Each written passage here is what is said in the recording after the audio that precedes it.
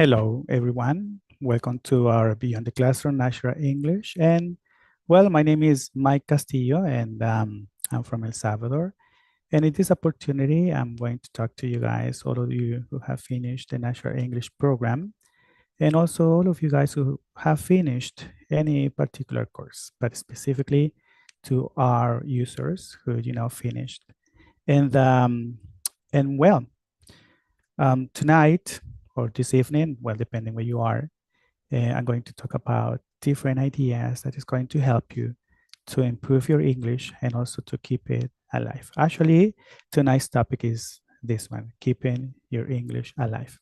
And well, I like to say that this particular activity is not going to be a class, right? Like regularly. And it's not going to be like trying to teach you everything about English.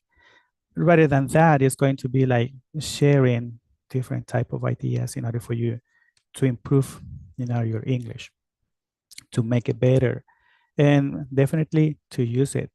Because I believe that many of us, because in my particular experience, I was also a student anytime in the past. And, I was also afraid of using it. And eventually I start, getting better and better. So tonight, this evening, this afternoon, I'm going to try to share with you different techniques or ideas that is going to help you to improve, the way you speak English. So this podcast is for people who studied English before, no pressure, no, I'm not going to teach you any type of lessons. And it's not about starting over again, but is a short conversation we're going to have. So if you studied English before this episode, this first episode is for you.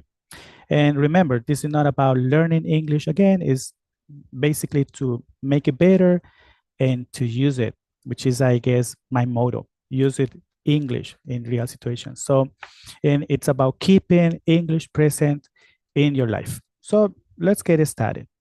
First, I want you to ask yourself the following question. Is learning English really the hardest part? Think about it. When you were in the program, was it actually difficult?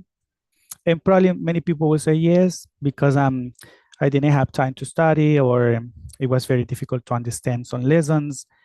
But actually, it's the easiest part. And you might wonder why. And actually, it's because when we are studying, it doesn't matter if you study English and any other type of program, right? I'm thinking about the Natural English program. But what you're studying, everything is organized for you. We have a structure. You have, monitors, teachers help you in the process. They help you a lot. They correct you. They give you different ideas. We have a wiki planner to follow. And you know that even if you make mistakes or if you don't understand any particular information, we are going to help you, right? And this is the reason why I say learning, studying any particular language, in this case English, is the easiest part, because you have the guidelines, you have the material, you have the lessons and the sessions and classes and different other type of activities. And you know that a teacher, a monitor, a person who knows a little bit more than you is going to help you. So it's easy, But after you graduate, after you finish any particular, I don't know, level, what happens? For example, now that you, and I'm talking to you guys who finished the Natural English program, and how do you feel? What happens? You feel that everything stops, right? You don't have more people who support you in the process. Now you are alone. And so English seems to be getting words or structures disappears. And now what you're going to do, right?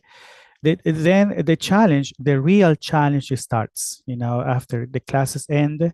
Then is when the real difficulty begins, because now where and when are you going to put it into practice, right? Or when are you going to start using the language? And it is not so easy.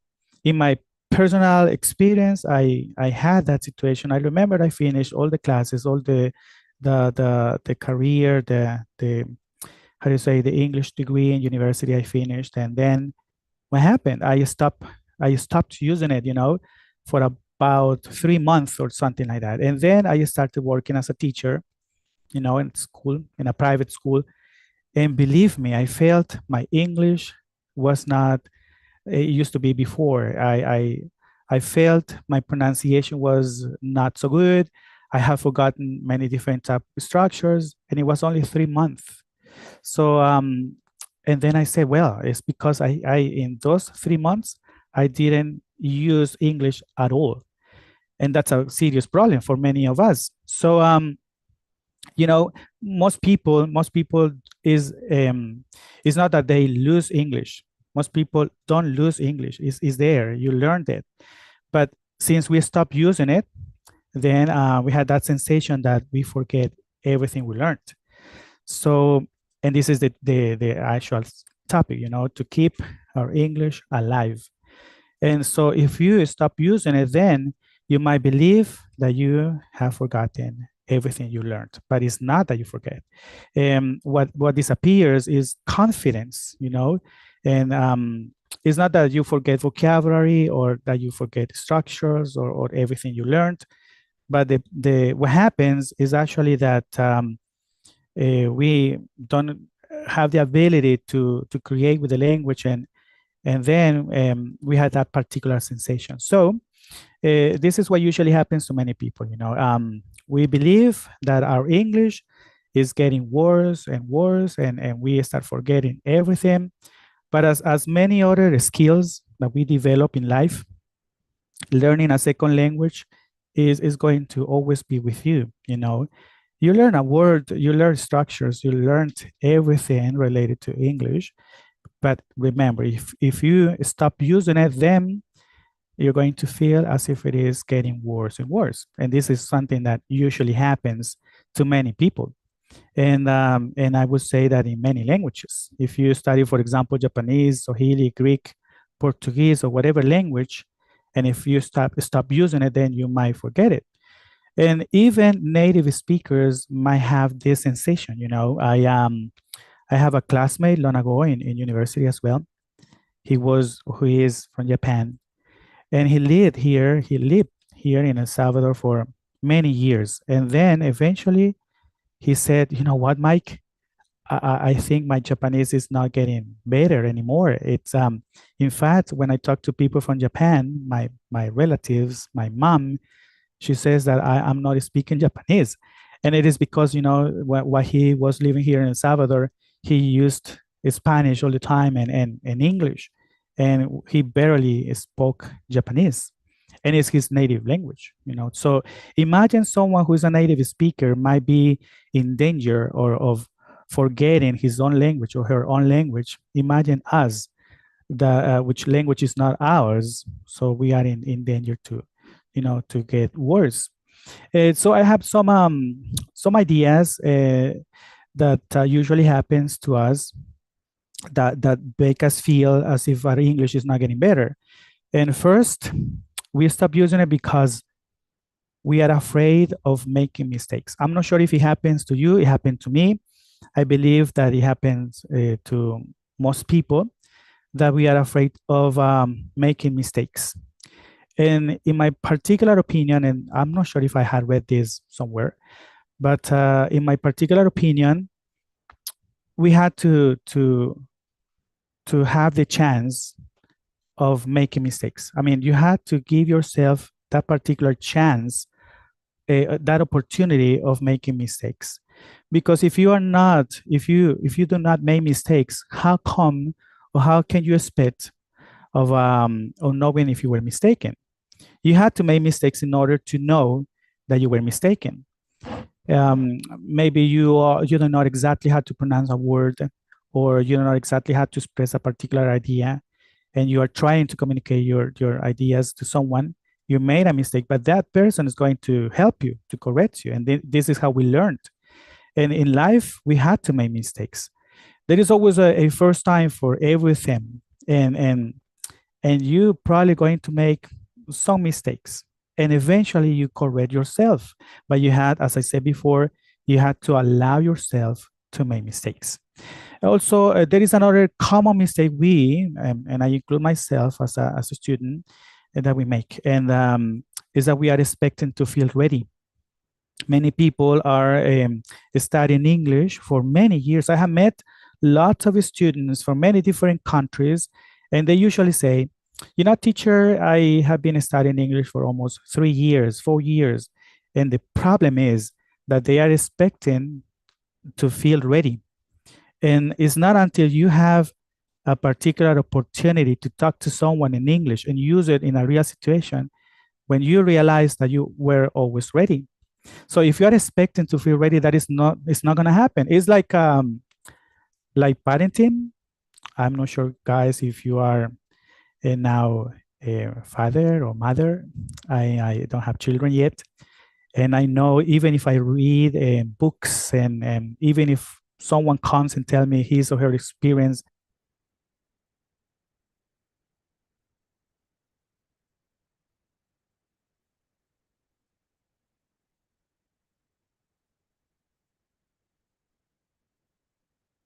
um, so as I was saying, um, even if someone comes and tells you something related to his or her experience in parenting, it doesn't necessarily mean that you are going to be ready for that, because I believe that this particular experience is different from one person to another, and you live it in your own way. So it's not that you're going to feel ready. Just do it. Like this particular saying, you can read anywhere. Just do it and make mistakes. Make as many mistakes as possible, but use the language.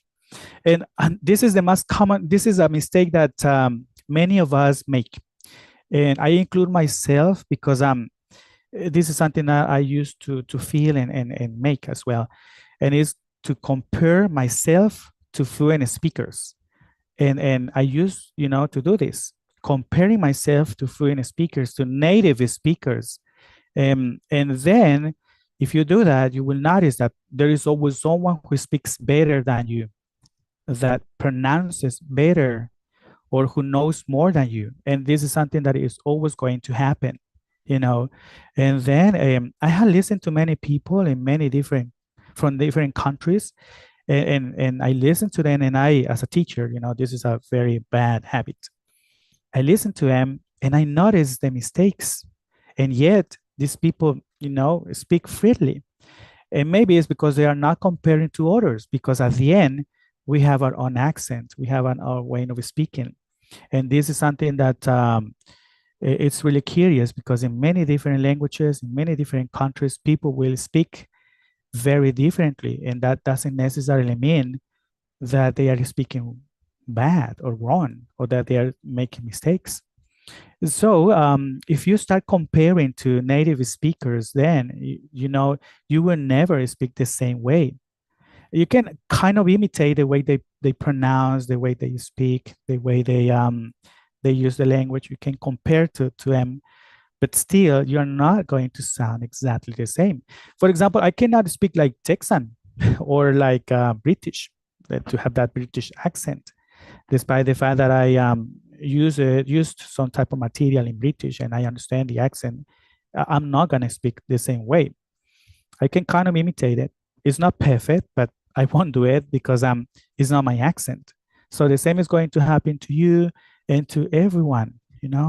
I have listened to people from India, from Australia, from New Zealand, and from many different areas in the United States, in many different accents, and I listen to them talking, and they are not afraid of having their own accent. We all need to stop comparing in between accents, because and that is something that will affect us, and probably we will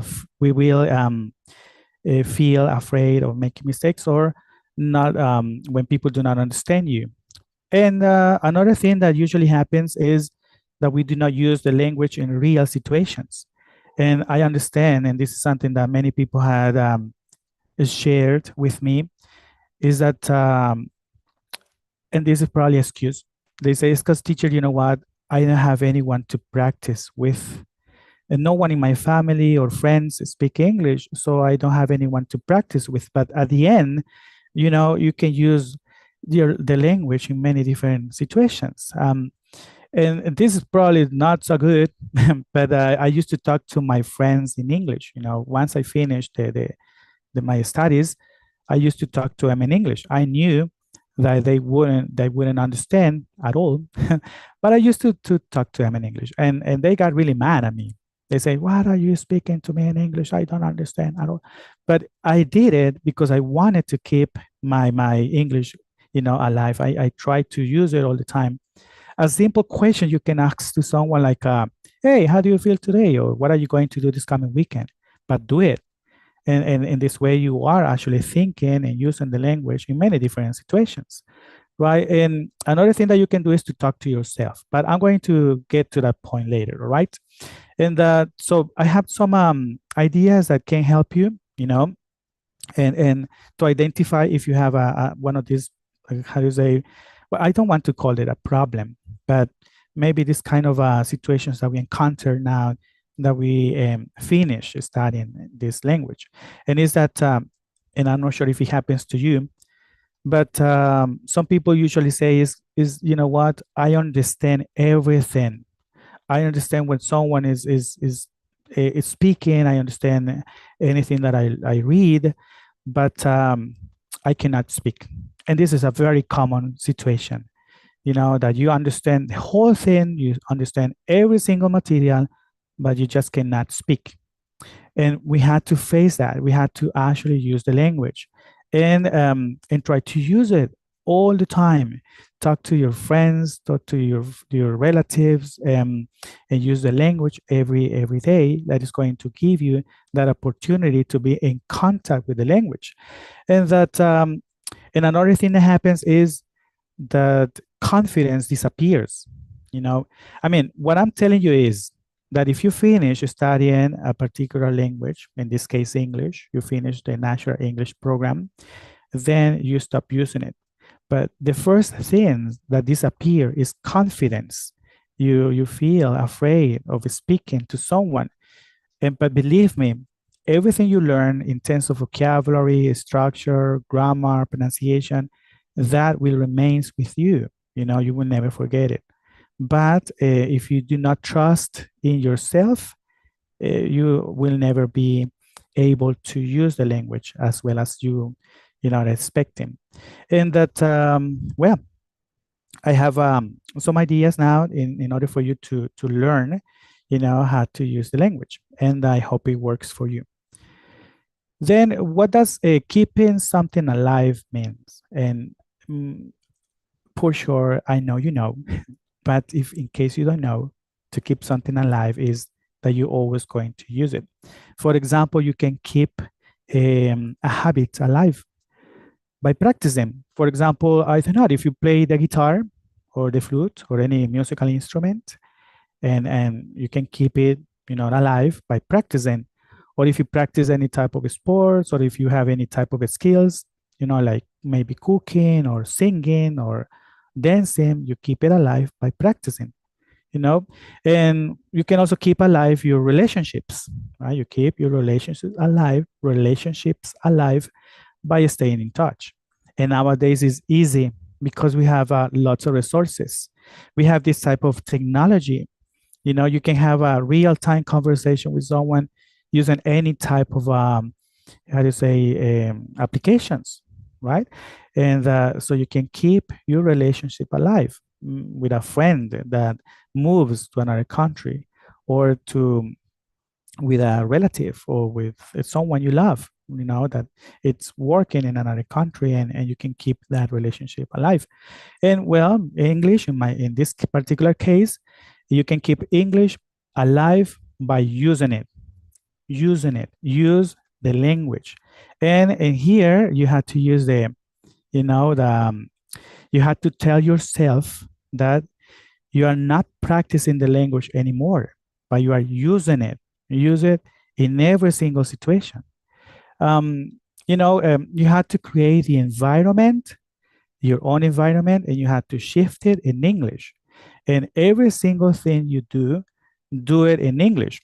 I don't know, reading a book or listening to music or searching information on the internet. You do it in English, and this way you're going to keep it alive. And but there is a common mistake is that many people are waiting their English to be perfect, before using it. And this is a very common mistake because it's a whole process. It's going to in the process is going to become perfect and perfect and perfect. You're going to start getting better and better and better. But it's the whole process. And the common mistake is that many people are waiting for that. It is like they want to have the perfect result, and that's it. But in terms of in case of languages, it's not going to happen. We're always going to be learning and improving, our skills. For example, in my experience, and this is something really funny that happened to me long ago, kind of 10 years ago, maybe more. I worked in a call center for almost 2 months. I didn't like it. And but I just wanted to try that and to share that experience with many people. So I was working in this kind of account where I was selling TV services. And in the script, there was a question that it was how many TVs do you have? And that I used to have the same reaction with people, when I asked this question, like, hey, hi, how many TVs do you have? People didn't understand. And the reaction was almost the same. Like, hi, what? Excuse me, what do you say? Come again, please. And they didn't understand. And I thought that I was speaking too fast. And then I say, how many TVs do you have? And I didn't notice my mistake. It was not perfect, but I was using my English.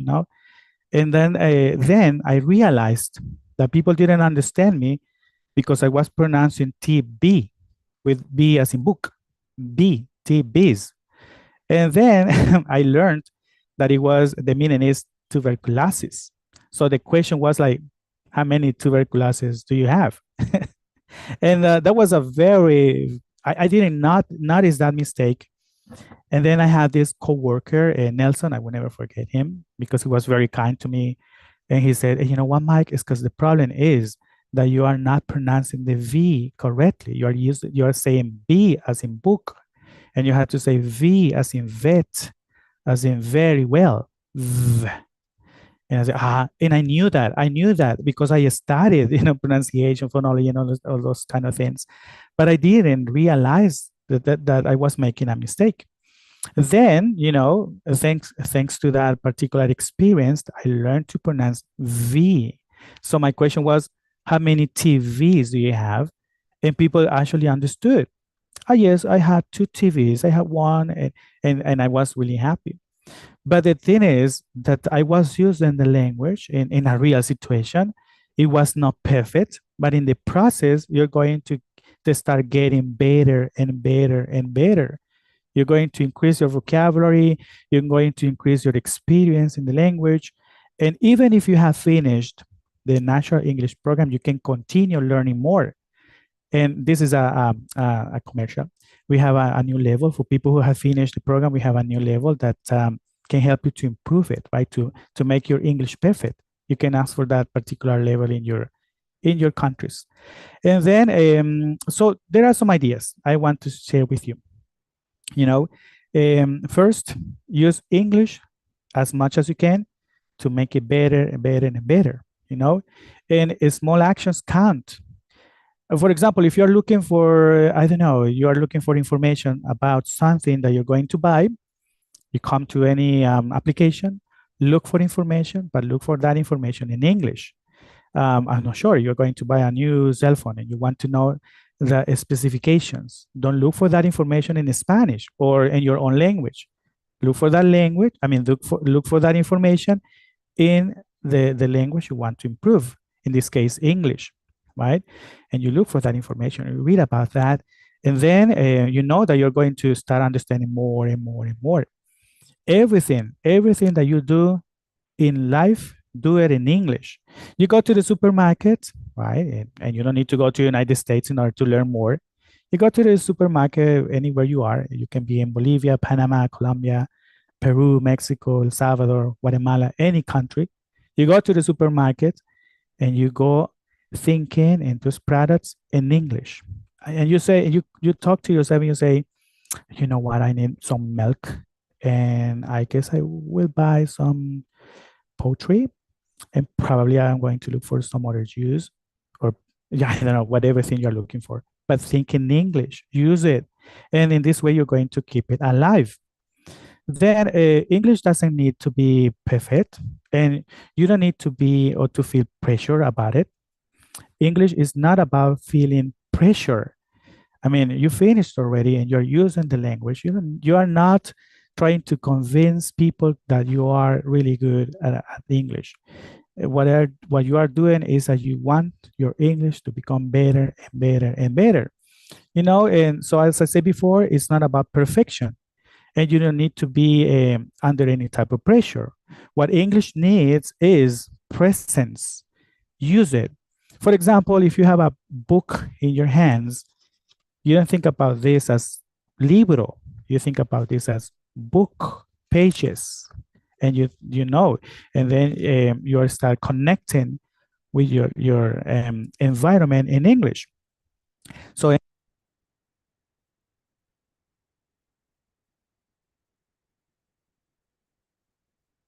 um, so anytime you're planning to go abroad or to travel or anything you want to do, think about that in English. So you need to bring English into your life. So keep English alive means giving a place in your life again. And I say again because as I said at the beginning of this podcast, is that many people believe that the hardest part is what you are studying it. But actually, in my particular opinion, the hardest part begins once you finish that process, because then no one is going to be with you. It's not that you're going to start calling your teachers or monitors in any country and say, hey, hello, teacher, can you help me with this? Or, I mean, you can go to, you can use technology to translate everything, but this is not what we are looking for. What we're looking for is that you're going to start thinking in English naturally, spontaneously, and in English becoming part of your life. So remember, and this is just to close this particular or this first episode in this podcast. In order for you to keep your English alive, you had to use it all the time. You had to, think about it all the time, and use it in real situations. If you ever had the chance to talk to someone who is from another country, do not hesitate to use it. Do not be afraid. In some other countries, we have lots of tourists that they come from many different places around the world. And believe me, they are always going to need help. And the language they use is English, you know. And this way you're going to, regain that confidence you need, and you're going to start, being more spontaneous. Okay. So English stays alive through small real actions, as I said, looking for some information in the internet, reading anything, probably a fable, I don't know, any type of stories, novels, or even reading the newspaper or the news. Nowadays, there are lots of applications and resources in English. It's easy now. In my time, and it's not that I'm too old, but when I was a student, we didn't have these resources. Um, Internet, it was not so good as it is now. And it was very difficult to get authentic material. And I remember that in one class, it was a reading and writing, um, one and two, I don't remember. Um, the teacher brought a newspaper in English, and we were amazed. It was, oh my God, authentic material. And nowadays, you can go to any store, you can download any type of application that can have information for you. Magazines, that are e-magazines or e-books, and now it's easy. So there are not excuses for us to say it's because I don't have anything to practice with. And that, so remember, I have some challenges for you. in this coming weekend, in this coming week, and do something in English. Do one small thing in English. It doesn't matter if it is just sending a message or to watch a short video. You know, there are lots of platforms that you can watch short videos, but watch in English, right? And listen to it. And or think out loud for 2 minutes. Like talking to yourself. The only thing, don't do it in public because people will probably believe that you are, you know, coming crazy. But think out loud. Sometimes my friends, my family, they have they have seen me talking aloud, and they are surprised because I'm usually like you know, and I'm actually speaking in English, and they say you were speaking in English, and that people say that I speak during my sleep, and I speak English. But it's because I'm always trying to think in English. In my country, we don't have, as in many other countries in Latin America or Hispanoamerica, I don't know.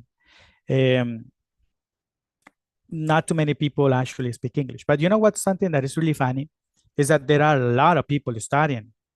There are a lot of people studying English. But all of us experience the same thing. We are afraid of making mistakes. We don't want to use the language. And that's why we never improved. But believe me, I don't have the percentages, I don't have numbers, but I would say that maybe 3 people out of 10 are studying English or more, and but we don't use it. So write out one message, speak without correcting yourself, try to make mistakes, right? Because we always make mistakes. And maybe while I was talking to you guys, I probably made mistakes, and maybe you didn't notice, or maybe some of you did. I don't know, because we always make mistakes. Probably I omitted a sound, or maybe I didn't use a particular structure, but we usually make mistakes. So try not to be so severe, so strict with yourself, right? So remember, English stays alive when you invite it into your life, when you use it all the time. I really appreciate your attention. I hope that this information, it suits you well. It helps you with the process. And remember, practicing makes perfection. So use the language all the time. And thank you for your attention. So I will see you next episode. And thank you. Bye.